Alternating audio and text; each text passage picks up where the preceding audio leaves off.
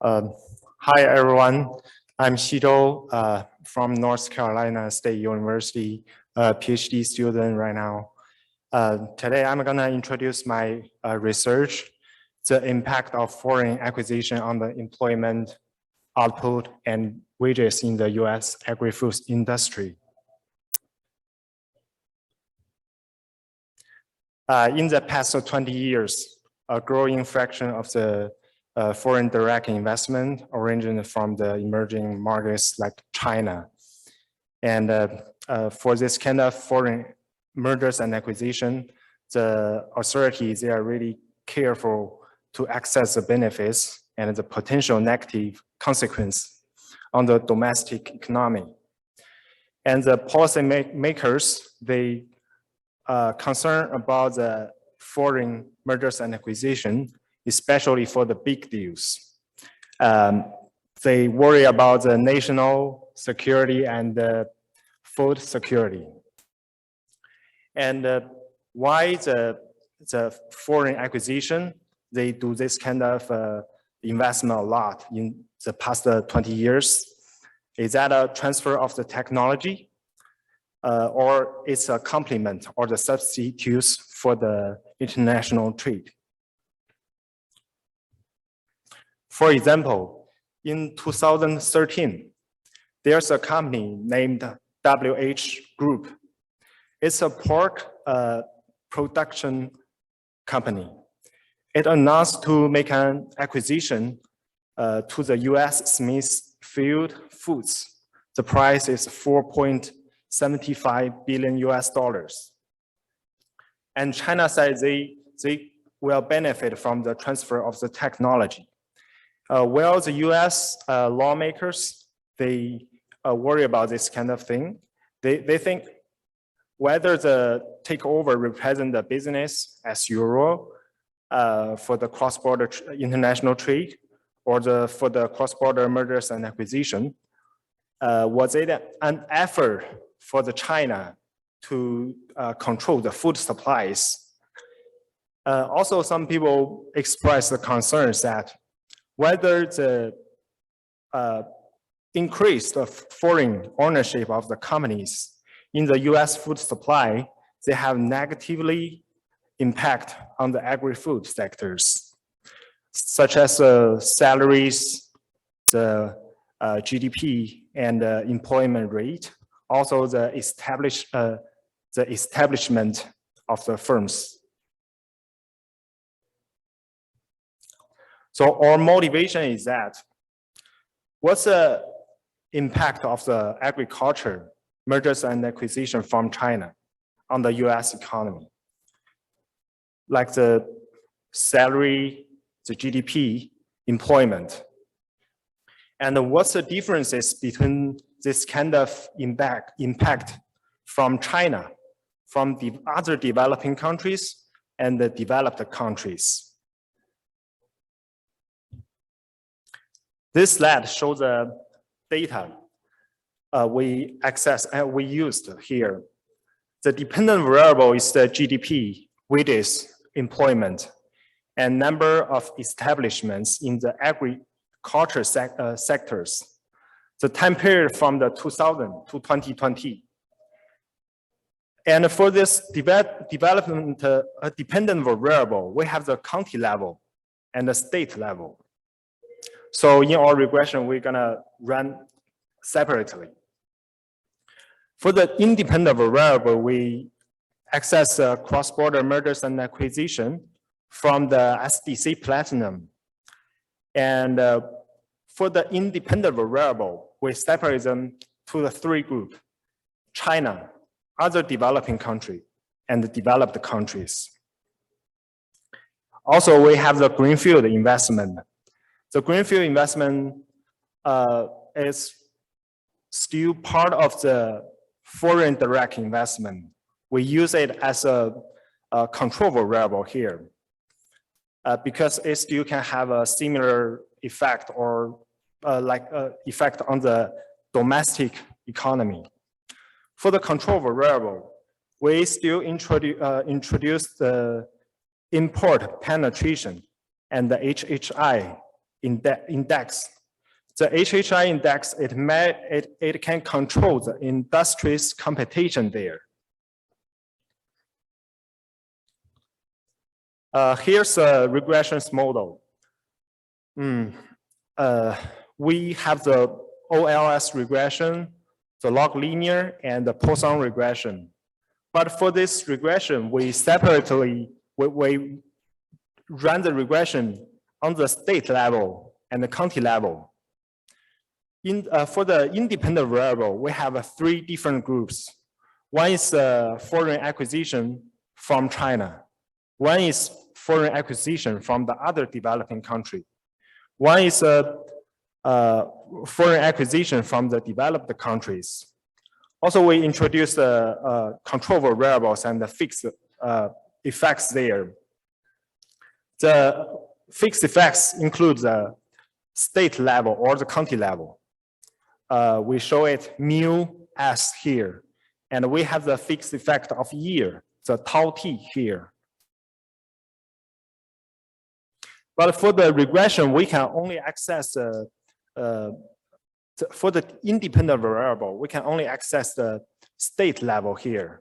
So when we run the regression of the county level, for the independent variable here, we still use the state level.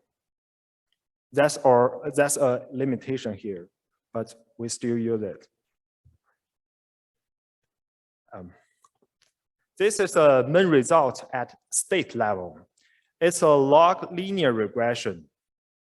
On the left-hand side, it is the independent variable here. It includes China and developed countries, other developing countries. Also, we use the foreign acquisition outgoing as a control, and the state imports. Also, the HHI as a control variable here.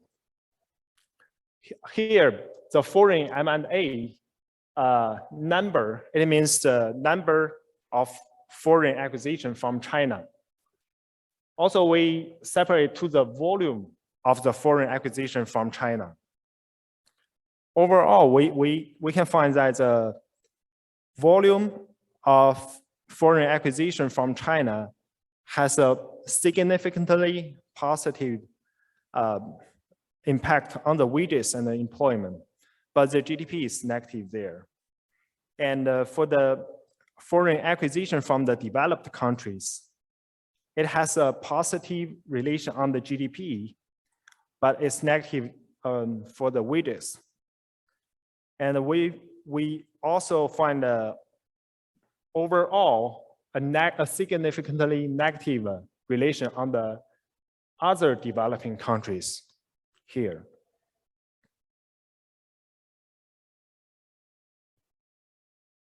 This table is the county levels result.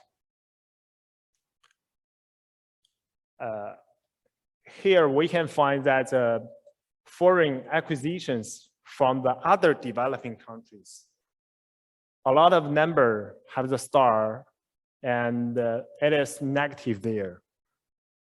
I see.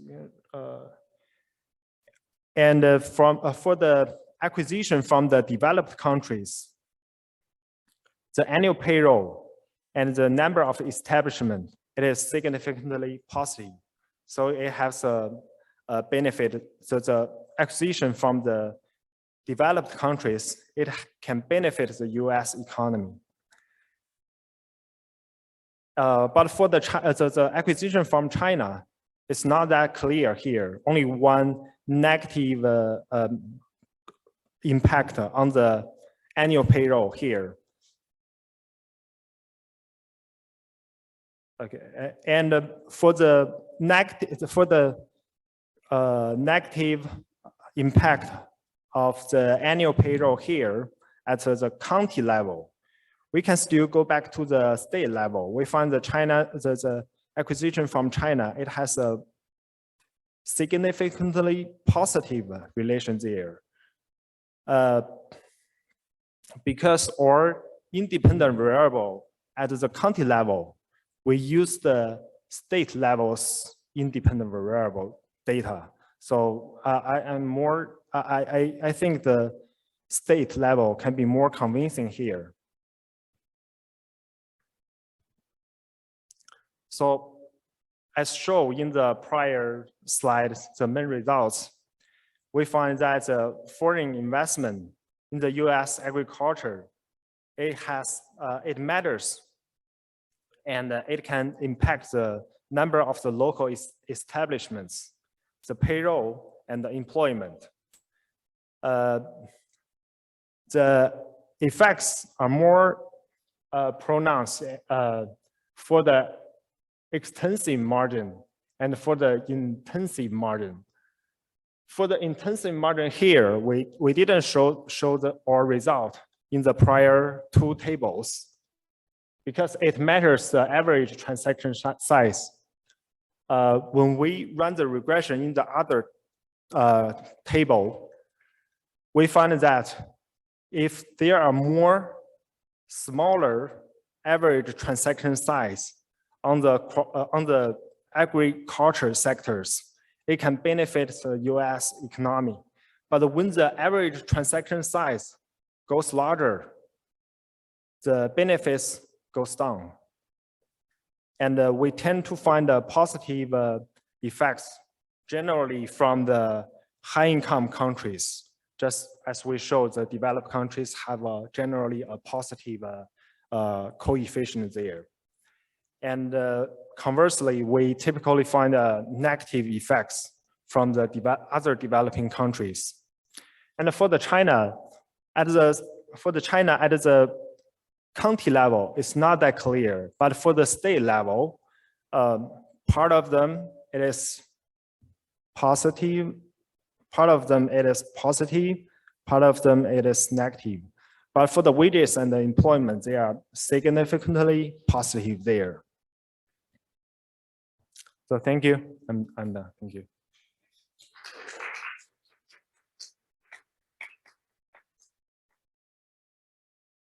So question is in the end.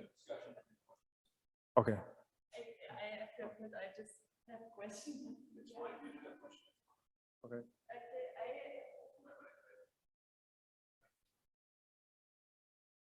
If you can go here. So yeah, my first question would be whether you could elaborate again more on the differences, or how would you maybe explain the differences of the effects from the developing and the developed countries acquisition? Okay. Yeah. So I think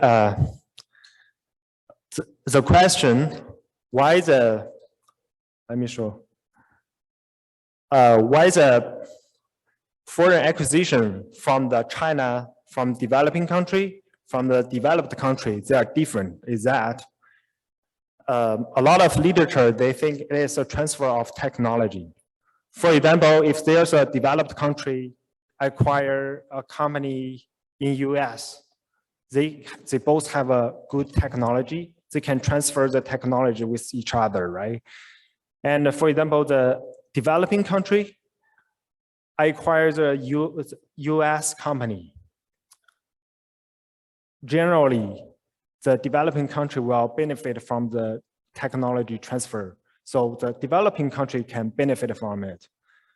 But the developing country, they have maybe limit money. They will cut the headcount in the US. They will try to cut the cost in the US.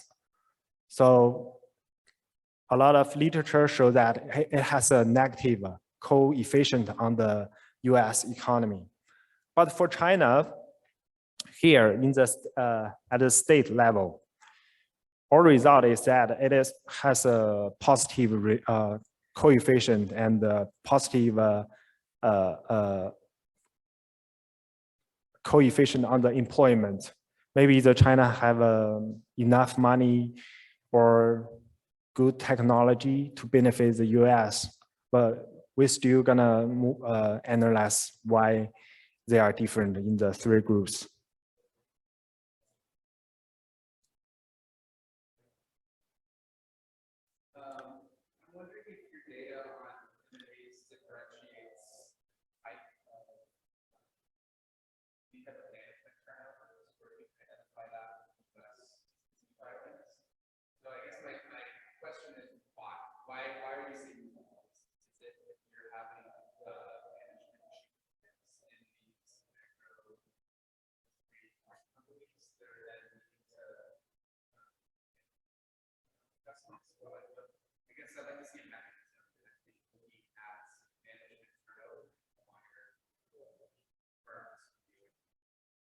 Oh, you mean maybe the management board, they were changing, right?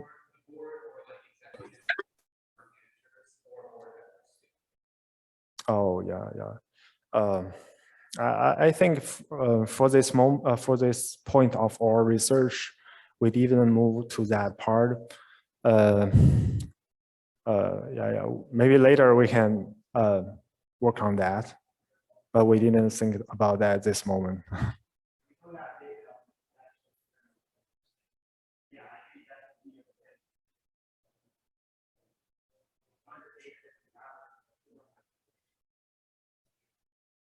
Yes, sir.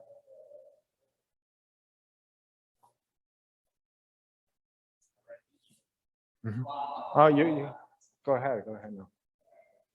Well, I was just going to ask, so you sort of speculating that there may be some supply chain integration things where, you know, foreign countries are acquiring US food industries that export back in China, that you could look at product specific exports in China. Oh, yeah. Yeah, yeah, it's a good idea. Yeah. Yeah, maybe later we will work on that. Because here we have the outgoing as a control, but we didn't move on what you are talking, the part. Maybe later we can do that. Yeah. Thank you. Thank you.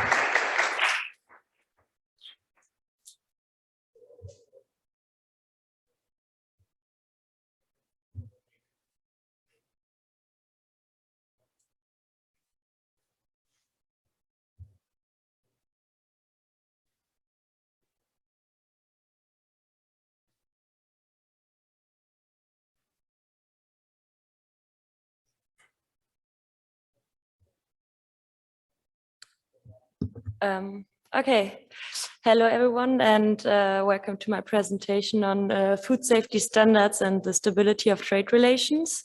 My name is Helena Engemann. I'm a PhD student at the University in Bonn, and yeah, I'm working with Yahoub Jafari and Thomas Sekele.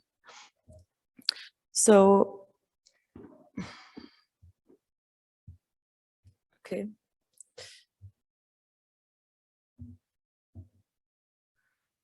Why do I look at food safety standards in the context of international trade? Yeah, they're growing in relevance, and consumers getting like more and more concerned about food safety and quality. And so countries implement numerous different safety standards, although WTOs aim to harmonize them in order to facilitate trade flows. Yeah, so as you can see here, as an example for an important category of food safety standards, I show you the maximum residue levels, the number of maximum residue levels reported by countries to the Homologa database since 2005, which substantially increased. Well, that's why it also gains importance for food and trade policymakers. Along with this dimension of, yeah, the aim of having safe food, stable trade relations are really important. What we just experienced with the recent trade disruptions and their consequences on supply chains, we saw exporters' income was threatened, and especially the importers' availability of food and food security is crucial. So having stable trade relations is as well important for the economic development for exporters. However, what literature has found empirically is that the duration of trade of agriculture and food products is really short. So this is a result of the fact that often quality and operating profits that are expected from importers, exporters, or both are not met when then starting to trade. So how affect standards the stability of trade?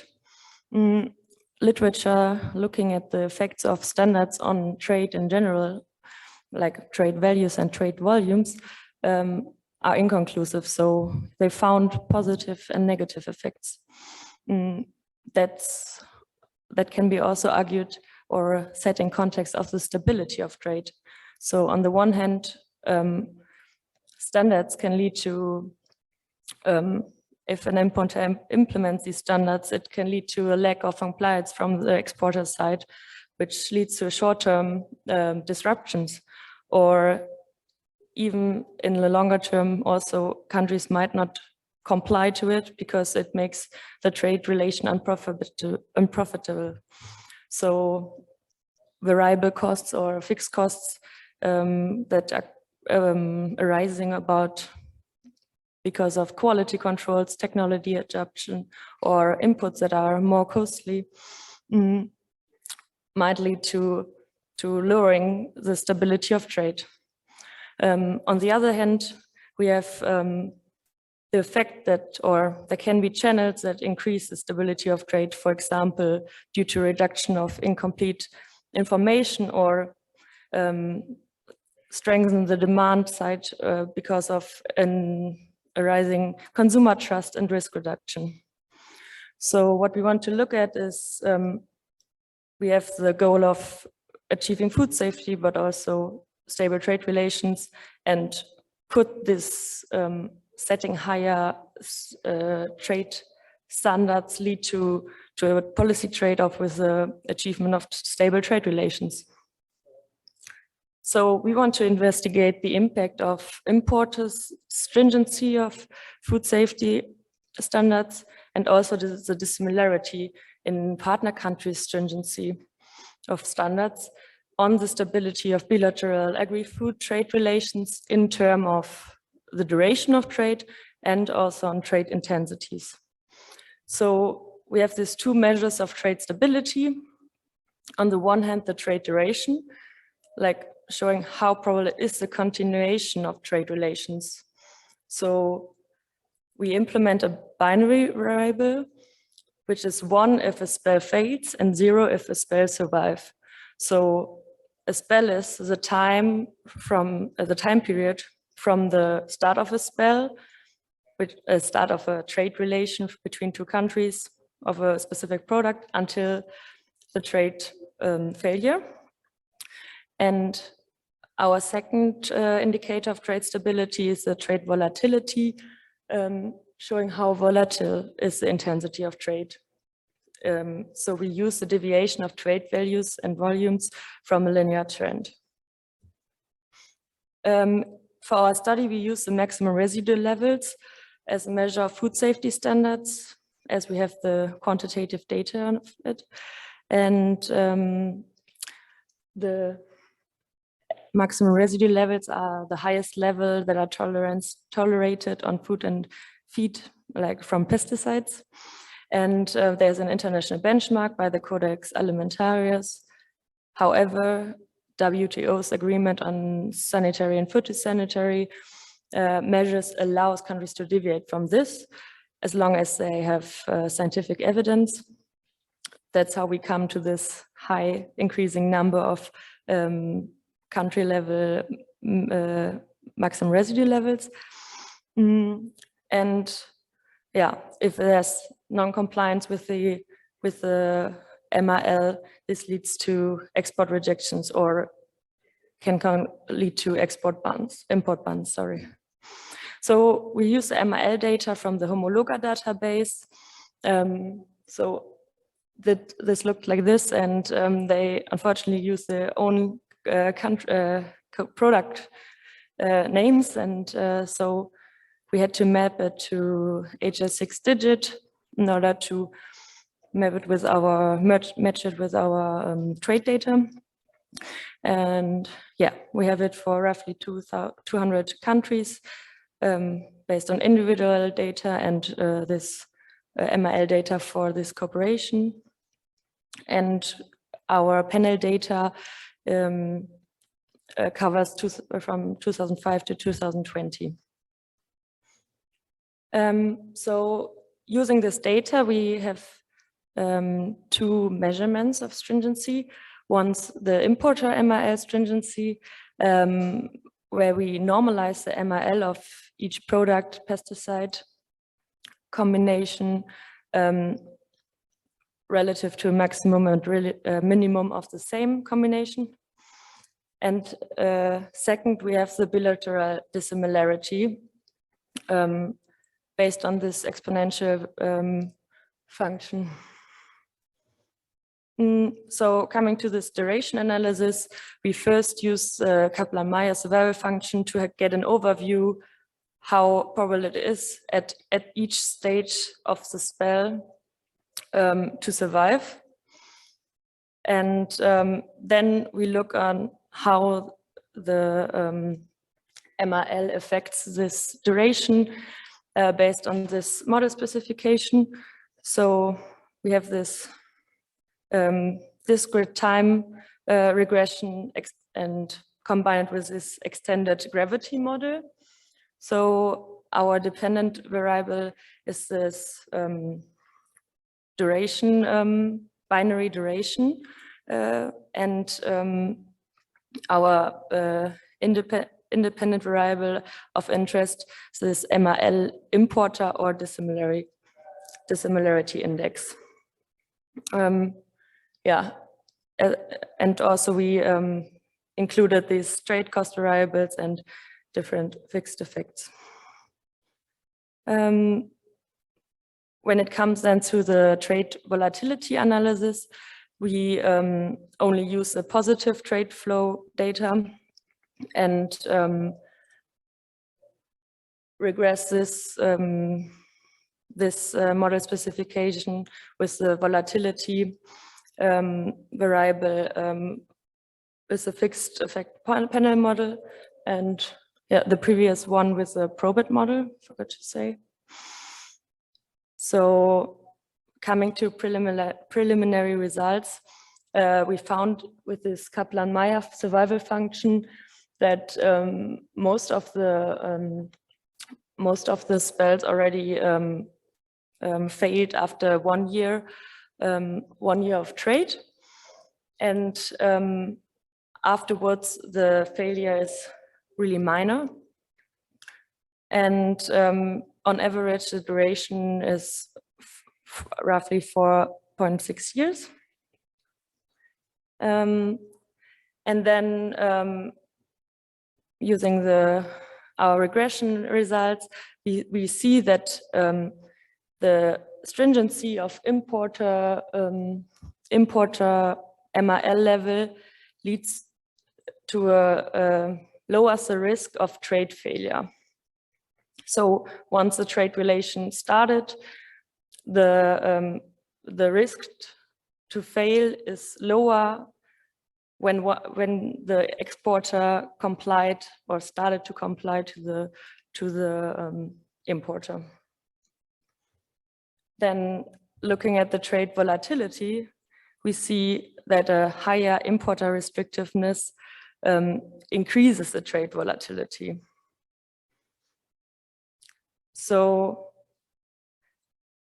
yeah, we have this interesting result that on the one hand, stricter importer maximum residue level decrease the risk of failure, but on the other hand, the stricter importer MRL increases the trade volatility. So there we see this policy trade-off, but yeah, in our we will have to dig into how this more or less different results or contrary results are driven. So yeah, and further we have to do some robustness checks with regards to the type of spells and distribution assumptions. So with this, I want to thank you, and yeah.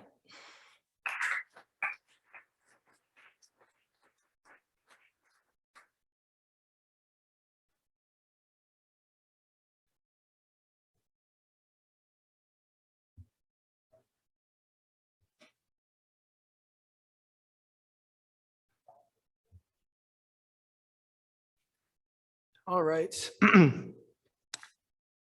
Thank you. Yes, very interesting presentation. A very fun paper to read. My name is Dan Schmerlo. I work for the Department of Agriculture, so I do have to say that I'm critiquing you. The government is not critiquing you with these comments. So I just have very brief comments about the index term you're using. So very few MRLs exist at the beginning of the sample, right? And we see this large increase over time. And so I'm curious to hear your comments on when we observe changes in this MRL index for a country, there are, I guess, 4 potential scenarios that are occurring, right? It could be a product in which there's no MRL across substances, or a product has no MRLs, but then one or more are created across substances.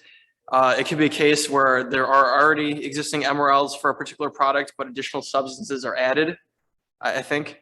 There are changes in the levels for existing substances for a product, and then changes in the global max or min. So I'm curious of these like scenarios, if this makes any sense, like which one is most frequent. I'm guessing it's number 2, where there's just additional substances being added over time. And so I guess that brings me to the point at the bottom in that, before getting to the index, when we think about barriers to trading between countries, is the most salient barriers, are they differences in MRL values across countries, or is it differences in the number of MRLs they have per product across substances in general? And so like, I could imagine the second perhaps being a more salient barrier, as opposed to just small differences in these each country has an established licensing and testing system for the substance, but one country is value X and one country is value X minus 5, versus a scenario where one country has testing and licensing, another country doesn't. So it might be interesting to look at this phenomenon directly, as opposed to using something like that index you share. This is just an idea. This is kind of ad hoc and goofy, but to look at the number of like unreciprocated MRLs between 2 countries for a particular product, right? How many instances does a country have an MRL for a particular substance on a product, but the other country doesn't, right? And having that be the measure of how dissimilar or similar they are in their stringencies. So in the paper, you mentioned extending the analysis using that bilateral MRL stringency. Like I mentioned, I think that's a great idea. Just in general, when these standards are imposed or they change, I'm curious if these are ever in response to like public-facing events. Are these ever news events or new research getting published that might impact like demand side for that product? A particular crop is shown to have high residue levels, and so people stop purchasing this crop. Or alternatively, are these just simply global standards that are just increasing in use over time without much public fanfare? And I think to get trade intensity, I think an alternative outcome, import share in a particular country for a product might be interesting as well. So, all right, I'm gonna open it up. Thank you.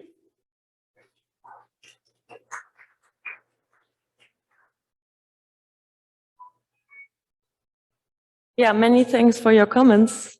Yeah.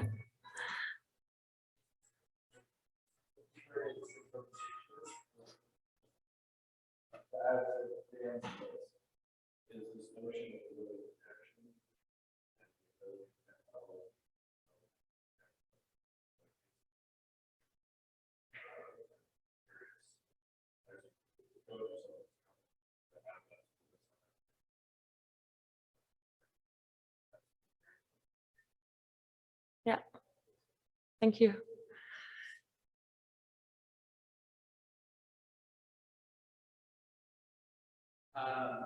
To kind of follow up on Dan's point, one maybe idea to look at like regulatory organization MRLs is like I never said it starts with this distance. So you have a couple different dimensions of similarity number of substances covered versus the like actual levels. So you have kind of like a multivariate characteristic and then do a like higher dimensional distance between the two countries as a sort of abstract regulatory organization.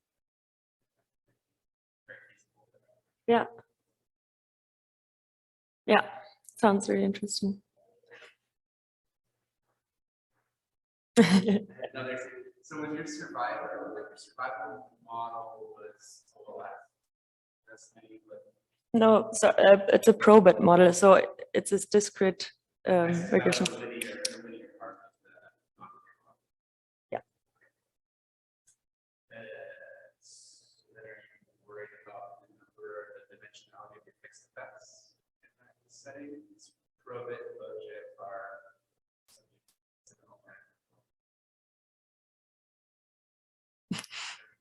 Yeah. Thank you. Yeah.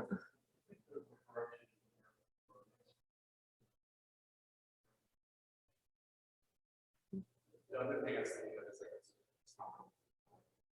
Sorry. a pseudo Poisson model. Yeah. It's used in like the estimate gravity models. We put a ton of zeros and it doesn't have an accidental. It's used for survival. Yeah. Yeah, I will look into that too.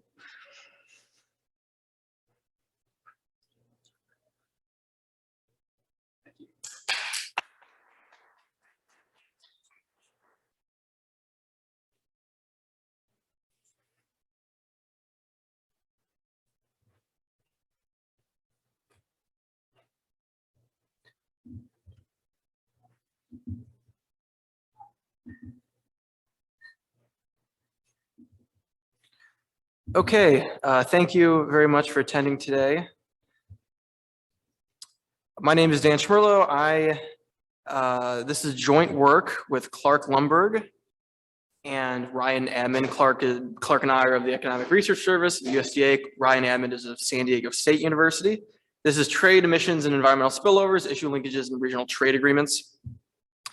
Before I begin, I'd like you to know that the findings and conclusions in this presentation are those of the authors, should not be construed to represent any official USDA or US government determination of policy. This research was supported by the Intramural Research Program of the USDA's Economic Research Service. Okay, so within regional trade agreements between countries, in addition to lowering, say, or limiting tariffs for goods across countries, non-trade agreements have proliferated in recent decades, meaning content in trade agreements that goes beyond tariffs, that covers policy areas such as immigration or labor standards or intellectual property. Okay. Now, in this particular study, we're looking at the effects of linking trade liberalization to environmental issues, and in particular, international environmental agreements. Okay. Why this is important is that RTAs have the potential to include additional punitive measures that go above and beyond, say, the carrots and sticks of the original international environmental agreement, and therefore have the potential to offer additional teeth or support in the maintenance of the goals of that international environmental agreement. Okay, and so in this paper, we're looking at trade agreements and content within trade agreements tying trade liberalization to the Montreal Protocol, the 1987 International Environmental Agreement regulating the consumption and production of ozone-depleting substances. Okay, so since the 87 agreement, there have been hundreds, 200 to 300 regional trade agreements between countries passed in that time period of great trade liberalization. About 44 of those have contained content related to ozone depleting substances or the Montreal Protocol in general. Okay, about 50% of US agreements contain this type of content, 25% of EU agreements. Now, we hypothesize in this paper that this content is exhibiting two sorts of issue linkages with the Montreal Protocol. The first is what we call participation linkage, essentially linking partners to the ratification of the protocol and its following amendments.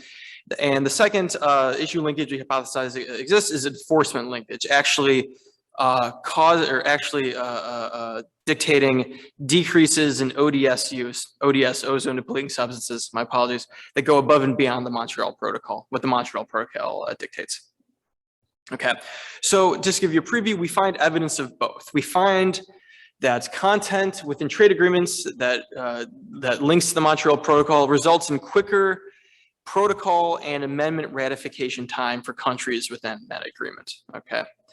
And we'll discuss the characteristics of the Montreal Protocol that kind of make this an important result. We also find evidence of enforcement linkage. We find that RTAs alone, trade liberalization alone, increases consumption of ozone depleting substances. We call this a reduction of overcompliance to the Montreal Protocol. I'll explain what that means. But this content within trade agreements that mentions that covers the Montreal Protocol actually prevents this reduction in overcompliance.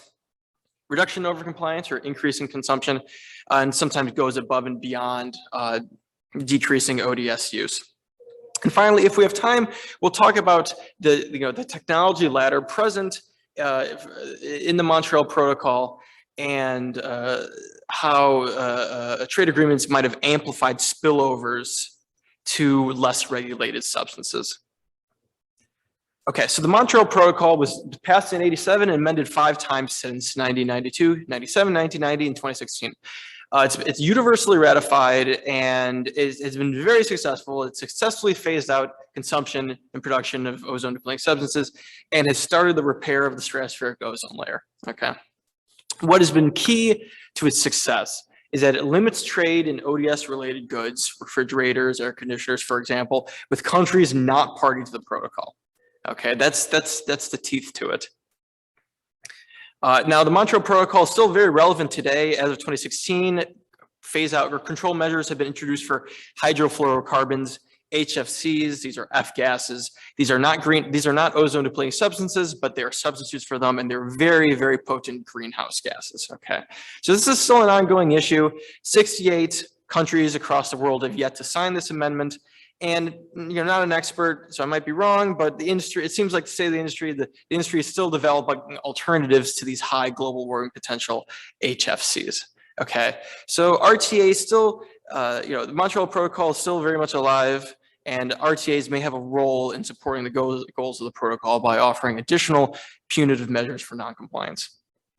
Okay, so these are the substances covered by the Montreal Protocol. I'd like you to take 3 things away from this table. There's a lot going on. The first is that different substances were introduced in different amendments to the protocol. Okay, and these amendments, each of them had to go back to a country's legislature and had to be ratified separately. Okay, this is where that participation linkage is going to come into play. The second is that there's some jargon up there, Article 5, non-Article 5.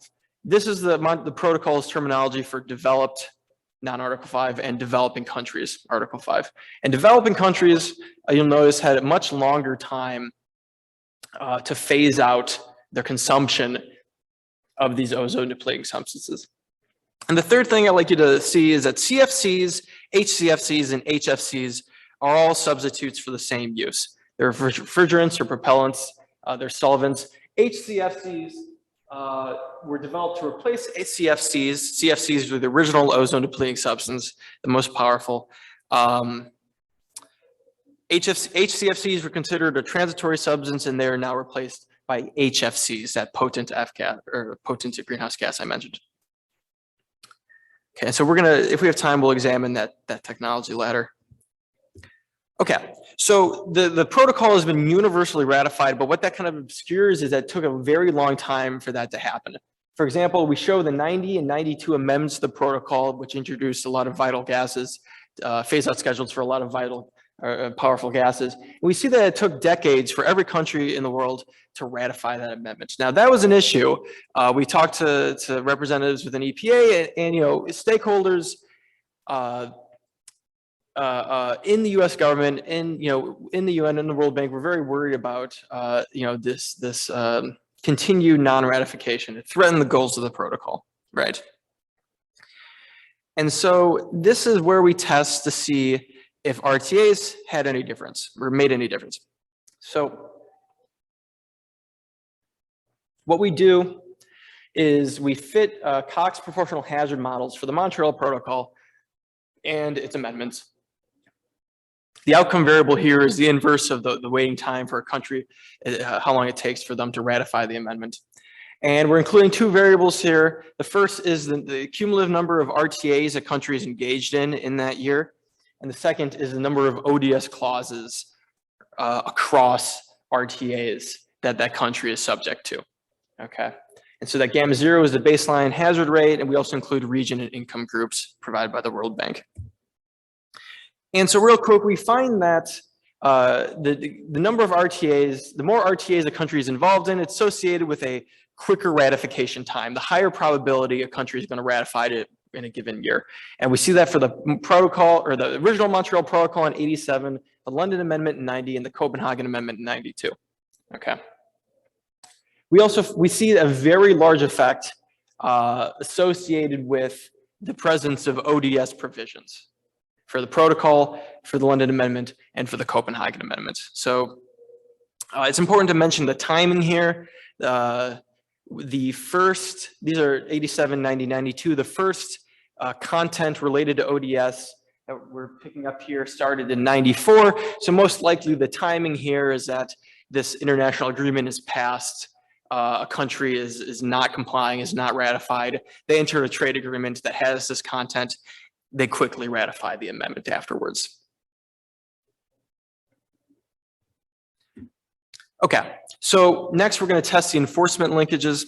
We use RTA data provided by the World Bank Deep Trade Agreements database. This is all RTA. We use all RTAs post 1987. This is where we get the information on whether a trade agreement had content related to ODS. And we use ODS consumption data and Montreal Protocol ratification dates provided by the UN Environmental Program Ozone Secretariat. Okay, so our outcome variable here we're looking at is annual country level ozone depleting potential tons from 1990 to 2020. And so everything is standardized to the ozone depleting potential of CFC11, the original ozone depleting substance. Okay, and so our empirical strategy here is the following. We're using a stacked country RTA level panel. So essentially every country RTA instance, we take a snippet of +3 and -3 years around the signature of that RTA. Okay, so if a country signs more than one RTA, it signs one in 2004, they get a 7-year window around 2004. They sign another one in 2005, they get a 7-year window around 2005. Okay, so the outcome variable here is the inverse hyperbolic sine of the deviation, the country's consumption deviation from their Montreal Protocol phase out target in that given year. Okay, so if that deviation is positive, they're consuming more than the Montreal Protocol target. If it's negative, they're consuming less. Okay. And so we have an indicator for RTA passage after those first 3 years, and an indicator if there's ODS related content. And so what's important for empirical strategy to address the endogeneity of RTA content, we include RTA country level fixed effects, which is going to address any lobbying or any industry influences that it might impact the inclusion of this provision or this content. Okay, and what we find is that for CFCs and halons, we see that post signing of the RTA, consumption increases relative to that baseline or relative to that Montreal Protocol phase out target. Okay, or I'm sorry, consumption increases. However, we see that that bottom row there, we see that the mean of that deviation is still negative. This is why we call a reduction in overcompliance. They're increasing their consumption of these goods, but it's still below the Montreal Protocol ceiling. Too close to the mic here. We find that the presence of content negates or cancels out this reduction in overcompliance, and in some cases actually goes above and beyond and reduces consumption even more, including for CTC and TCA, which are 2 more substances of the Montreal Protocol. Okay, and finally, I talked about this technology ladder. CFCs were replaced by HCFCs, which were replaced by HFCs. Okay, Now, the ozone depleting potential of these substances has gone down, but the CO2 equivalency has gone up. In fact, what's not reflected here is that F gases, for any given application, you need much more physical amount to serve a given application. So the CO2 equivalencies don't reflect how powerful these gases are. We see for Article 5 and non-Article 5 countries that F-gas consumption is just skyrocketed over time. Those purple and orange lines there. And so what we do is we take F-gas emissions provided by EDGAR. We take CO2 tons from 90 to 2018, and we sum up 5 most prevalent HFCs. And so just to give you a kind of a summary of the results, I don't have the full empirical strategy here, but similar to our enforcement linkage empirical strategy, but we include the phase out target level of the previous substance, okay? So we're looking at HCFC consumption, looking at see how the CFC target phase out impacts that, and then we look at HFC consumption and see how look at how HCFC target phase out impacts that. And so for HCFCs, that second gas, we see that consumption in HCFCs increase as CFC phase out targets ratchet down, but RTAs for some reason don't amplify the substitution. We think it's because the HCFCs are themselves a regulated substance under the Montreal Protocol. But for HFCs, we see that consumption of HFCs increase as HCFC phase out targets ratchet down, but RTAs do amplify the substitution. Now, what's important to note here is that HFCs, it's very confusing, I know, alphabet, so many acronyms. HFCs are regulated substance now as of 2016, but for the majority of our sample, they were not. They were not a regulated substance under the Montreal Protocol. So we see that RTAs were exacerbating this spillover to this unregulated substance that countries didn't have to meet any target for reduction. Okay, and finally, we just to go over the results, we find evidence of ODS content within RTAs exhibiting participation linkages to the Montreal Protocol and its amendments. We show that RTAs can result in a reduction in overcompliance, particularly for these Annex A Class 1 substances, CFCs and halons, these original Montreal Protocol substances. We found that ODS content actually prevents this reduction. And finally, and we show this in the paper, just briefly went over this, RTAs we saw accelerate the transition or the substitution to the less regulated substance. In this case, it was those HFCs, those potent greenhouse gases.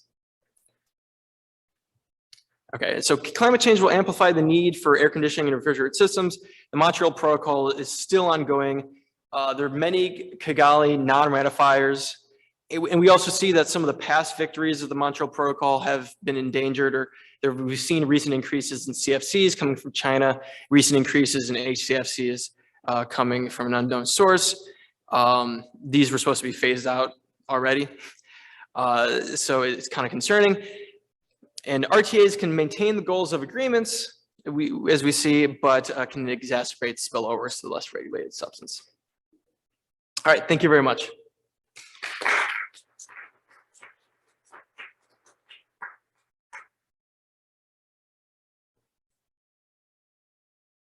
All right, thanks, Dan.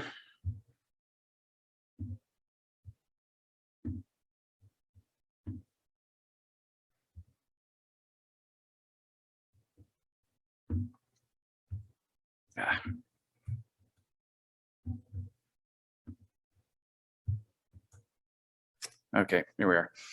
Hi, everybody. I'm Bill Ridley from University of Illinois. I'm going to be discussing Dan's paper and presentation here. So first of all, very nice work. This is a very interesting paper and a topic that I was excited to see that I would be the discussant on. So what's the paper about? Just to recap, it's almost certain that I'm going to mess up this language on reduction and overcompliance. So, hold your giggles. So, in brief, there's kind of 3 fundamental questions here.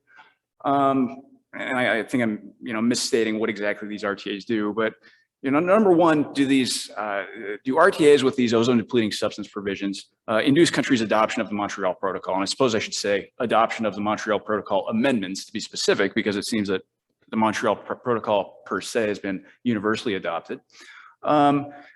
Number two is that they ask, do RTAs, or does countries' membership in RTAs, cause an increase in emissions of these ozone-depleting substances? And if so, do RTAs with these Montreal Protocol requirements or these ODS requirements mitigate this rise in emissions or consumption of these substances? So in brief, just to recap the key takeaways here.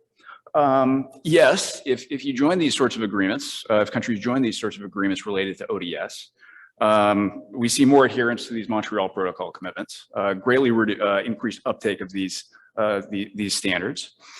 And what I found to be a pretty interesting result is that there's this baseline effect of RTA accession that causes, an increase in consumption or emissions of these substances, which I was really intrigued by. A reduction in overcompliance with these targets. But if you're in one of these agreements that has these provisions on ozone depleting substances, it mitigates this rise in consumption of these substances, an increase in overcompliance with these targets.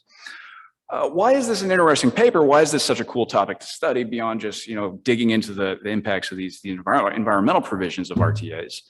Well, more broadly, and I'll make a pitch for this World Bank data set that you guys are using as a interested party. Increasingly you see these sorts of non-trade policy efforts within the context of RTAs. Okay, so environmental provisions, as we've seen here today, are kind of a key element of this, but it's also relevant in a lot of other contexts. Investment policy, sanitary and phytosanitary standards and TBTs, IPRs, et cetera, et cetera. This is a growingly important aspect of international regulatory convergence. So my insights on the paper are more top level or high level, I should say, rather than specific, questions about the empirics or something. What I'm most curious about are the mechanisms. Is the evidence here causal? I think I buy it. I mean, you guys go to great lengths to show that, yes, if you join an RTA, here's the effect. Yes, if the RTA has these Montreal Protocol provisions, here's the effect. And I think they're quite interesting. And you hint at what the mechanisms might be that kind of underpin these effects. But I'm really curious if there's a way to tease out exactly what is going on, because to me, it's hard to tell a story about why there's this baseline effect of RTA accession on increasing use of these substances. I mean, I can maybe tell a logical story, but if there's a way to unpack this, that'd be really useful, I think. And some first bullet point here about trade, the Montreal Protocol, I hope I'm not misinterpreting this, prohibits trade in these ODS related products. Maybe we clarify and ask whether, as you add these amendments, does the list of prohibited products get larger? Is that kind of the logic here? Is there a way to tease this out in the data? Like, is there a reduction in trade in these products that would be consistent with, the Montreal Protocol effects that we see? We talk about technology transfer. This might be beyond the scope of the paper. In fact, it almost surely is. But what form? Like, what exactly is going on here? Can we pinpoint the mechanism? Can this be estimated? And I know this is kind of a broad recommendation, but really I feel like this is what would really help illuminate what these findings are, or what's driving these findings. More broad recommendations or things to consider. Exploring the heterogeneity of these regional trade agreements. There's a big list of, what countries have adopted these RTAs, which, there's quite a few in Central America, it seems, which I was kind of surprised by. But my hunch is that when these RTAs are negotiated, you see a lot of these between like North and South countries. My hunch is that it's generally the North countries that are, the major demanders of these provisions, right? It's that they say, we care about the environment. We would like it if you adopted these Montreal Protocol provisions. Is that a dimension of heterogeneity that could perhaps be driving, differences in the results? There's a little bit of it in the paper, and it wasn't in the presentation today so much, about dispute settlement. It's that, some of these agreements bring these environmental provisions under the auspices of dispute settlement. If you have a complaint about a country's, adherence to the Montreal Protocol, you can adjudicate it in the dispute settlement framework of the agreement, okay? And it turns out that there's not much of an effect of the presence of these dispute settlement mechanisms. It kind of turns out to be a non-starter. But the question I asked myself was, well, maybe it's a question of, negotiating power or bargaining power. Who was the North country driving the inclusion of these provisions in the agreement? If it's a country like the US or the EU, probably able to throw their weight around a little bit more in these negotiations. That could be different than if it's a trade agreement between, say, Taiwan and Panama, okay, where I feel like the bargaining power is a little bit more equal. And last but not least, trying to tease out what these mechanisms might be. These agreements are deep. They, cover, a lot of breadth, a lot of scope. Is there an interaction between these environmental provisions and some of the other things that these RTAs do? So if we're going to tell a story about technology transfer, if we wanted to tell a story about investment, perhaps, I didn't include an investment bullet because that would be really hard to do given the available data. But are there other aspects of these RTAs that are kind of, causing these effects to be larger or smaller, or might that help us tease out the mechanism? Again, these are kind of broad recommendations, but really, I think it just comes down to pinpointing what the mechanisms might be. So that was kind of my impression of the paper, but overall, very, very well done.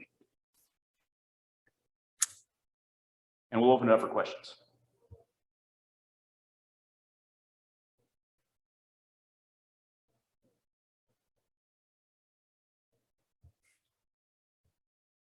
Clark? Yep, go ahead, Jeremy.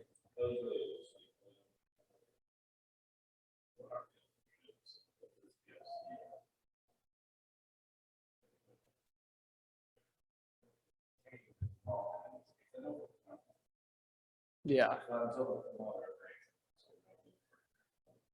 That's right. Yes. Similar concept here. So take this all with a grain of salt, but currently we're seeing a decrease in HCFC consumption that's being substituted for F gases. F gases of a wide range of different formulations. Right now, the alternatives are F gases with lower global warming potential. I think that's where we're at, or things like natural refrigerants, or some substance called HFOs. This is all in the air conditioning and refrigerant sector. It just seems that alternatives aren't as readily available as they were, say, in the 90s, when CFC users could switch to HCFCs quite easily, and then HCFCs to F gases. It seems like the difficulties of the Montreal Protocol are some of the challenges are yet to be seen.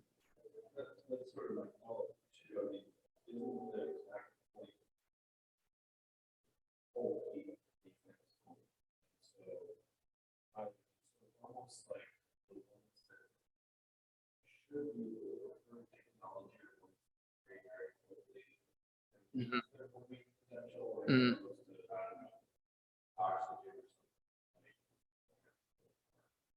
Sure.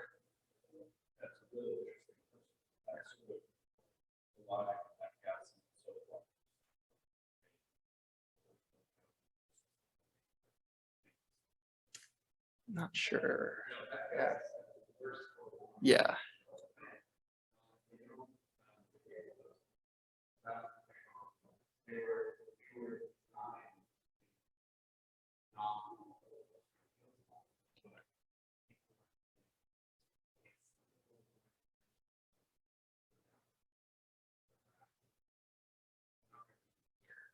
Yeah.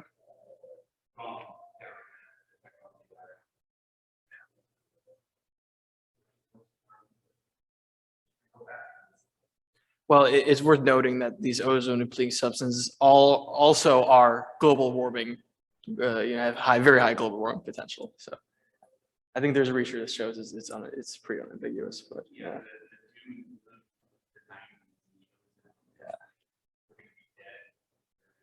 Yeah.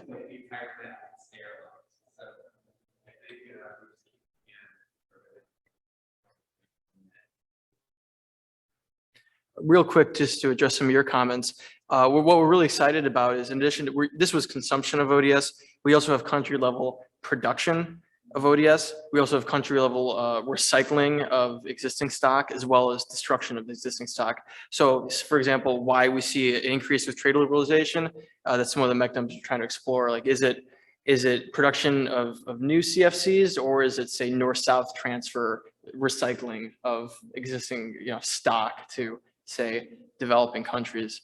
And then that negative effect of ODS content, is it say ODS going the other way, countries taking advantage of, you know, the kind of offset programs that are in, say, the US or EU to destroy, you know, canisters of CFCs and halons, and, you know, does this content, you know, make the flow go the other way?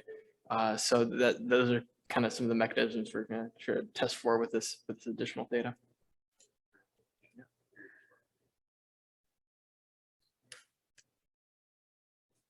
Thank you.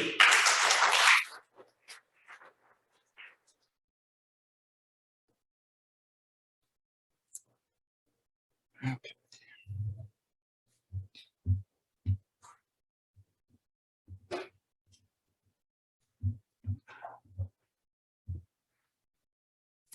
Okay.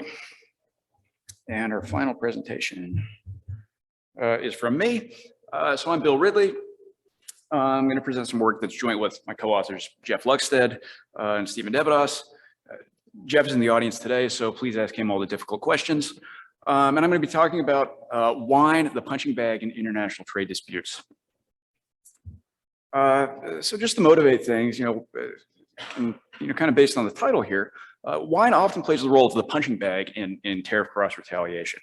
We singled out wine in particular, not because it's the only commodity or ag commodity that faces tariff retaliation, but because we argue that it faces kind of like an outsized share of tariff retaliation. And in addition to being a frequent subject of tariff retaliation, in general, it faces significant trade barriers, both in the form of tariffs and NTMs. So a little bit more history, like recent history of this tariff cross retaliation. So as part of the ongoing Airbus-Boeing dispute, in 2019, the U.S. imposed 25% duties on $1.5 billion of wine imports from 4 European countries. Okay. And the EU responded in kind with its own 25% tariffs on American wine exports. Now, these tariffs weren't imposed. The dispute ended up being put on pause in 2021, or at least the European tariffs were not. The US tariffs were, to a large extent. These tariffs promised to cause significant damage, given that this is a multi-billion-dollar two-way trade relationship. Okay. Other recent episodes of tariff retaliation in which wine played a central role. So there's the U.S.-China trade war. Volume of trade in wine between these two countries is not so large, but it is in the millions of dollars. And the China-Australia dispute is one worth highlighting. This is a dispute that originated over essentially political conflict, where wine has ended up being kind of the whipping boy of China's tariff retaliation against Australia, with duties of up to around 212% on Australian wine exports. Okay, so it's effectively prohibitive tariffs. And why wine? Why is wine so commonly targeted? Well, there's a lot of reasons. Number one, it's that it's a widely traded product. It's one of the most extensively traded products in the world, not just within ag, but within all commodities. Producers of wine are heavily reliant on export markets. So that's what has made it an attractive target for this tariff retaliation. Now, why does this matter? Why should we care? While cross-sector retaliation is a commonly used tool, legal under WTO rules, if you're one of these non-offending industries, if you're a wine producer and you're being, kicked in the teeth because of this trade dispute that originated over aircraft or political conflict between Australia and China, and these sorts of cross-retaliation episodes are particularly prevalent in food and agriculture. But this has big impacts on you. And these are impacts that originate over issues that have nothing to do with your industry. Okay, so wine is basically being, crucified for the sins of the Airbus-Boeing dispute. Okay, so that's why we think of this as collateral damage of these large-scale trade disputes. So what do we want to do? Well, we have a couple objectives in this study. So first things first, we want to quantify the impacts of tariffs on wine trade. And the way we're going to do that is with the standard structural gravity framework. Okay, using a detailed set of trade data, so a commodity level gravity analysis that I'll talk about in a second. Bilateral tariffs reflecting MFN, so non-discriminatory tariffs, preferential tariff rates, along with these retaliatory tariff rates of these particular episodes of tariff retaliation that we highlight. And what we're going to do with those estimates of the impact of tariffs on trade. Okay, so we're going to estimate a trade elasticity for wine trade. Is we're going to use the structural gravity framework to undertake these policy counterfactual simulations, assessing the impacts of these cross-retaliatory episodes on wine trade. And we're also going to undertake a simulation of what complete tariff liberalization would do in the world wine market. Okay, so we're going to look at these two episodes of a cross-retaliation where wine was kind of front and center in the punitive tariffs. And we're also going to look at what would complete trade liberalization in the world wine market bring in terms of trade impacts, in terms of welfare impacts. So what does our model look like? Well, we have a fairly standard gravity model here. So about value of bilateral wine exports, we have 102 countries in the analysis over the years 2003 to 2018. Crucially, we include within country trade of wine. So how much wine does the US buy from itself, or how much wine does France buy from itself, okay? Which is a function of trade policy. So we take tariffs from the trains database. Again, this is MFN and preferential tariffs. We have info on trade agreements from the US ITC gravity data set. Importantly, what makes this structural gravity is that we have these exporter year commodity, importer year commodity, and pair fixed effects, which account for just about everything we might be worried about. And we do this regression separately for bottled wine, HS code 220421, and bulk wine, 220429. And importantly, as most of you are probably aware, these exporter year and importer year fixed effects are an essential inclusion because they capture these multilateral resistance terms that kind of underpin the structural gravity framework. And also important is this pair fixed effect, which accounts for all time invariant bilateral trade determinants. So what do our gravity estimates look like? This is a very well-behaved set of estimates. For our tariff elasticity, so this is log 1 plus the ad valorem tariff rate tau, we get a trade elasticity of around negative 1.166 for bottled wine and negative 0.7 for bulk wine. So our model does a pretty good job of capturing this tariff elasticity, okay? Which we're not that interested on its own. Rather, we want to use these estimates in our counterfactual simulations. So that's what we turn to next. So what we want to do is we want to use this methodology recently developed in a paper by Anderson and co-authors to analyze these episodes of tariff retaliation in the wine sector. So we're going to look at the US-EU Airbus-Boeing dispute, okay, with 25% tariffs in each direction. But these US tariffs were only on exports from 4 European countries, so that's important to keep in mind. We're going to look at the Australia-China dispute, which remains ongoing, in which China has imposed this massive tariff on Australian wine exports. And we're also going to consider what a world with free trade in wine would look like. So what's our methodology? Just a little bit on this counterfactual simulation exercise that we do. So we're gonna consider a baseline scenario. This is what we saw in the real world. So with these retaliatory episodes of Chinese tariffs on Australian wine, or US tariffs on EU wine, that sort of thing, against a counterfactual world with counterfactual tariff rates reflecting a situation where this tariff retaliation never took place. So the first step in doing this is we compute a baseline scenario under observed tariffs, where we take the estimates from our gravity model that I just showed you a second ago, and we predict the level of trade that would take place, or that took place under this baseline world, using the estimates of the parameters and of these fixed effects that we have over on the right side of the equation. There's an intermediate step that I'm omitting here, but this is kind of the essence of what we do in the counterfactual scenario. But we plug in the counterfactual tariff rates, so the tau C, tariff rates reflecting if retaliation had never taken place. And what we end up doing is we have to rerun the model, re-estimate the model, and we recover these orange terms over here. These are the exporter year and importer year fixed effects under the counterfactual tariff regime. And what these orange guys reflect are the multilateral resistance terms in the counterfactual world. So we're able to do this comparison of trade in the baseline, trade under tariffs as observed, versus trade in the counterfactual, what if these trade disputes had never taken place? Crucially, accounting for both the partial impacts, so, impacts of tariffs on US to EU trade, because these are the disputing parties, and also the multilateral impacts. So impacts on trade between third countries that were not involved in these disputes, okay? And these multilateral impacts are mediated by the changes in the multilateral resistance terms. And then finally, what we're able to do with these fixed effects here, or at least these importer side fixed effects, the delta terms, is that we can recover the welfare impacts of these counterfactual scenarios in terms of changes in the CES ideal price index for consumers. So we're able to generate a welfare estimate of these trade disputes impacts in the wine market. So these are the three scenarios that I said we're going to look at. So the US-EU Airbus-Boeing dispute, and we're going to do these all separately, where there was a 25% import tariff on wine in both directions, the Australia-China dispute, and a global free trade in wine scenario. So graphically, what do these results look like? And there's quite a lot going on here, so I'll just kind of highlight the most important parts of this graph. But way over on the right, and those are reductions in trade for particular bilateral trade linkages, you see this massive reduction in European exports to the US market. So France to US declines by just around $200 million, Spain to the US, and then going the other way, you have US to France, US to a few other European countries.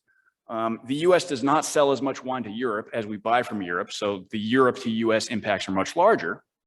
And in terms of increases, well, you see a big rise in Italy to US trade. Now, Italy was excluded from this tariff retaliation, therefore their exports to the US increase significantly.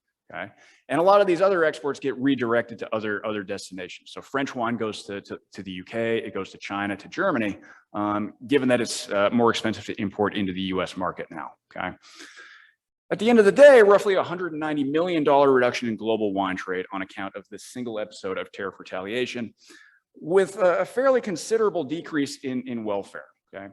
Since the US buys way more wine from Europe than Europe buys wine from the US, it's really US consumers that are left holding the bag here. So US wine consumers, we estimate, are left around 4.1% worse off in terms of changes in their price index as a result of this single trade dispute. The China-Australia dispute, okay, this is where China imposes these massive tariffs on Australian wine exports. Okay, again, way over on the right, you see this large reduction in bilateral trade from Australia to China.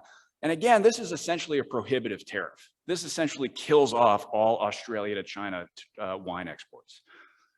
That's a big deal given that China is the largest export destination for Australian wine. Okay, so this has been a massive hit to the Australian wine sector. Okay. Who steps in? Well, France steps in, starts selling more wine to China in our simulation. Okay, Australia redirects a lot of its exports, so more Australia to US wine exports, Australia to the UK, Australia to Canada, et cetera, et cetera.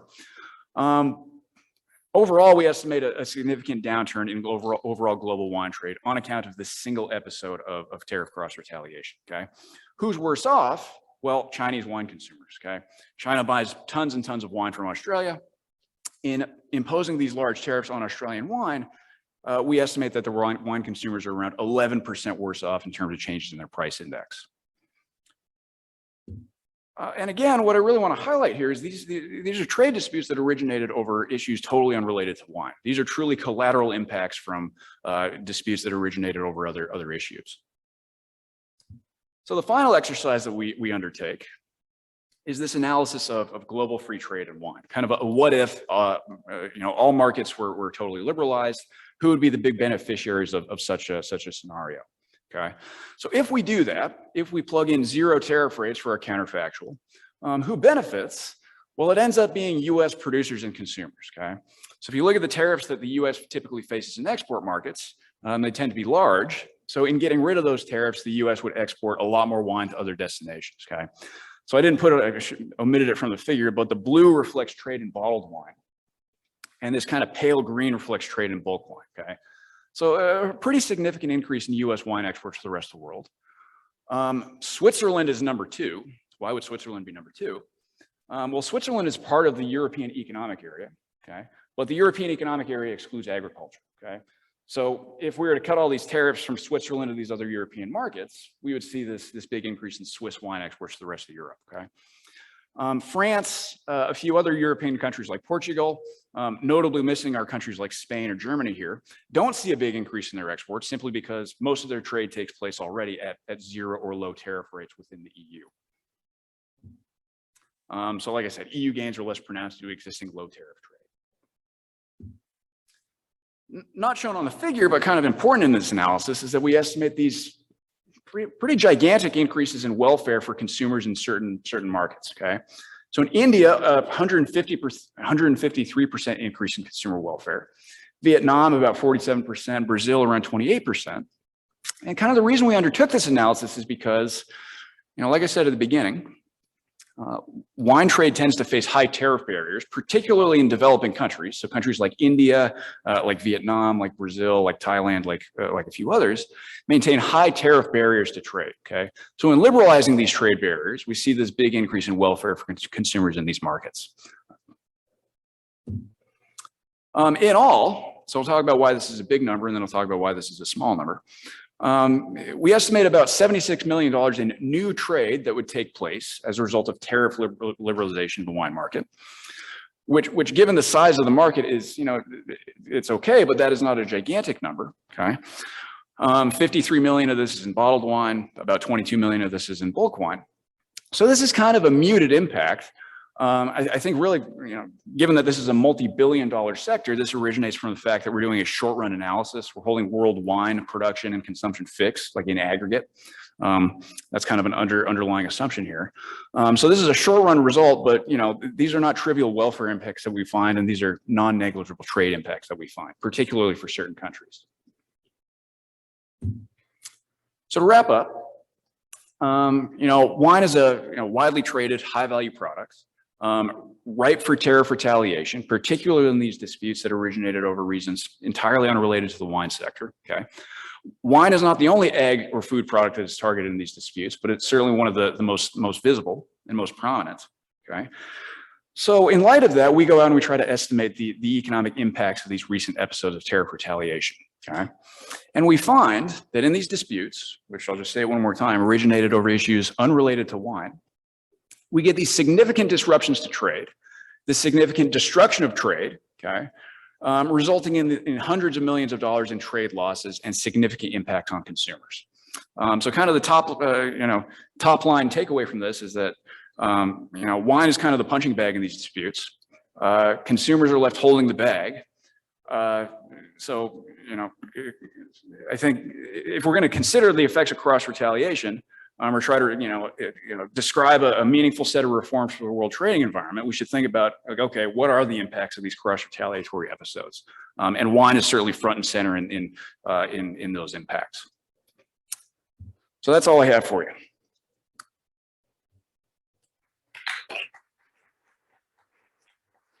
And there was no discussion on this paper, so I'll just jump right to questions. Yes.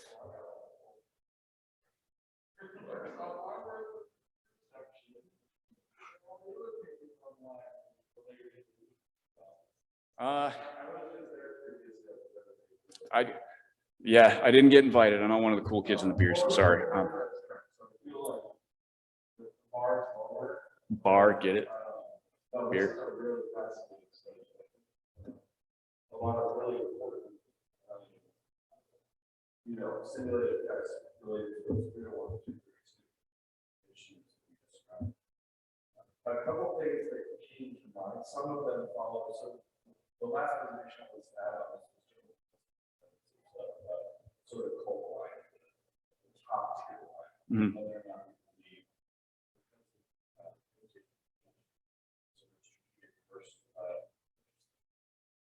Whether or not there is a reaction, their ability to sell out to the main status. Where I really want to go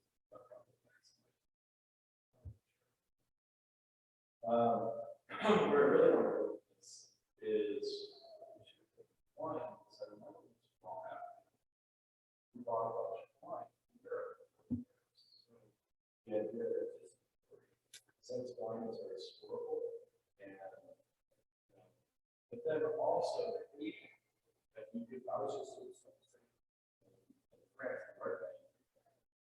2016, slowly like one day they show two color later. So whether or not there's also these lags that should be taken into account, which really gets at those paper on really like this here, whether or not distinguishing between sort of value tiers within the wine sector and how there's potentially some kind of needs, but both with color and white, which can have different, aging characteristics. You really let both layers.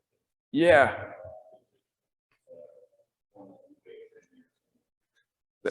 I really like, so I think anticipatory effects, that's great and is relevant in a lot of markets. But I think wine is special for the reasons that you highlight, because you have these questions of vintage and age, where, that's really relevant to the wine sector in particular. You're not going to get vintage effects in, like cheese or that sort of thing. Or I would imagine not, but yeah. Maybe some cheese perhaps, but yeah.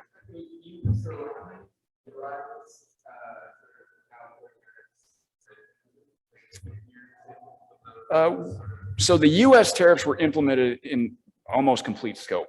Okay.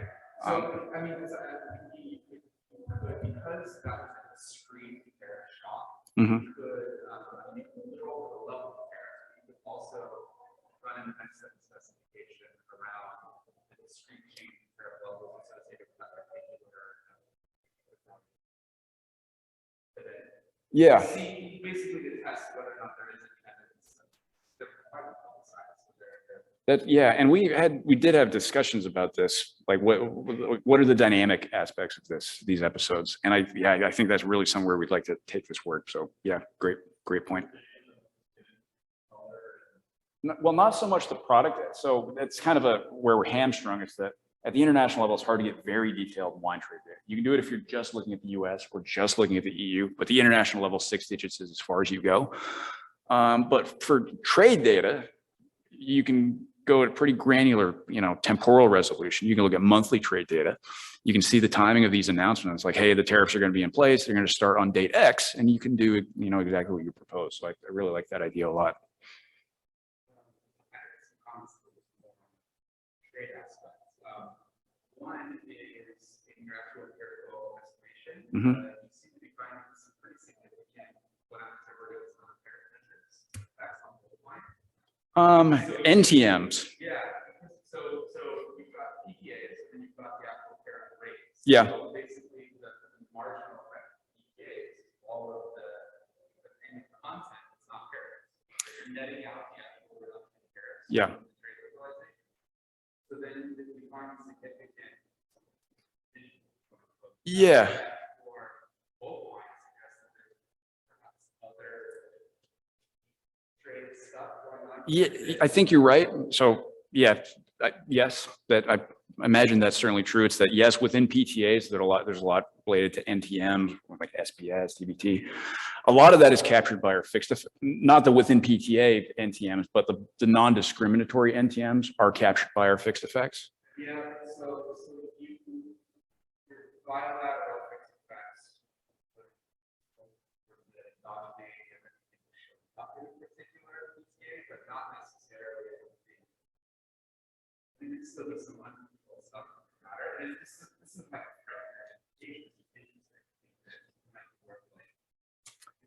Yeah, there has been recent work on like digging into these PTAs and saying what are the NTMs, relevant to wine or relevant to a particular commodity. And yeah, I would like to unpack this particular result a bit further. Yeah.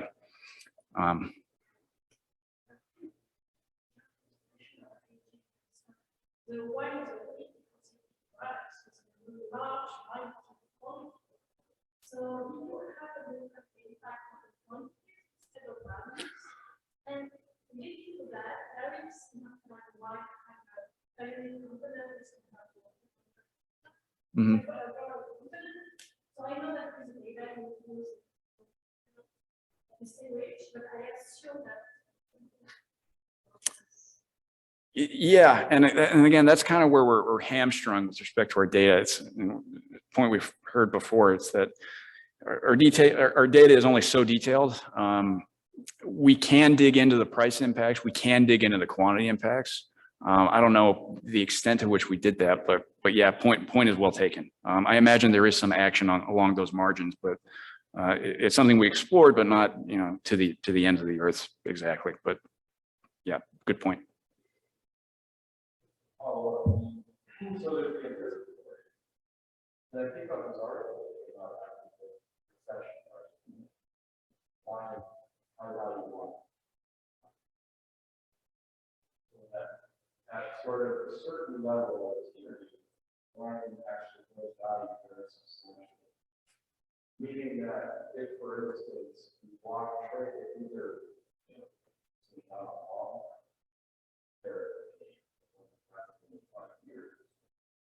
the question would be sort of, if by not having that trade, clients have to sit on a bunch of valuable wine that grew in value in those 5 years. The tariffs are removed, but now it's open trade and they're bringing all this wine that's not substantially more valuable. Yeah, yeah. You might get some effects, not but at the point of tariff, you might see some things that made it seem like the removal of the tariffs actually didn't work on the market as much as it did because the value. It was just accrued, you know, vintages that were waiting to be exported. Yeah, yeah. Anyway, it's just another thought. No, that's a really interesting point. Yeah, and I think that these episodes, or at least the US EU, might be too short in time horizon to, but if there's a longer time horizon that we could point out, that would be. I mean, some of the year-over-year growth is like, so I'm now according to stock market.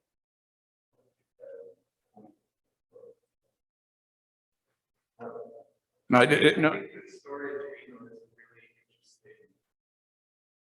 Getting to see a wine for people. And I find this a pretty storage as a differentiating factor between all wine results and old wine results, right? Yeah. All wine in general is of quality and ages. And so storage is an outside option. Like that you're getting much more, less like a more lasting tariff response. Versus old wine, it's not going to appreciate the value stored, so it's traded as less lasting. Yeah. Those are really good insights. I One more quickly, think about the response. I probably have storage capacity in the country as well as overseas. You know, in my experience, we have allocated storage for bring it over effectively and actually gaining something.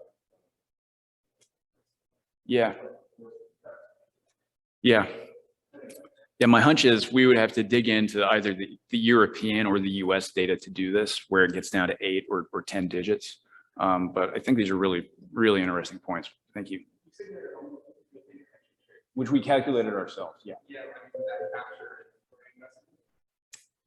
I imagine not, because we had to, you know, make some simplifying assumptions to do this calculation. So it might be baked into it, but not in a, you know, well-defined way. But, you know, excellent feedback. Thank you both.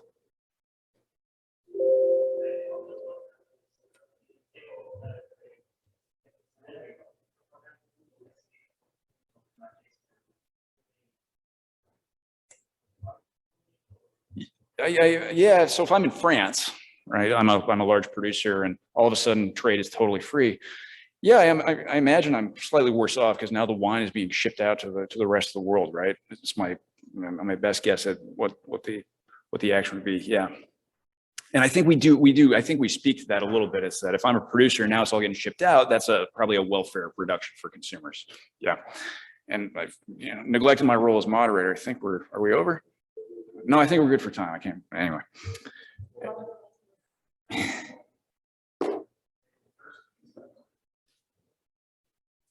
I think that'll do it then, but thanks everybody.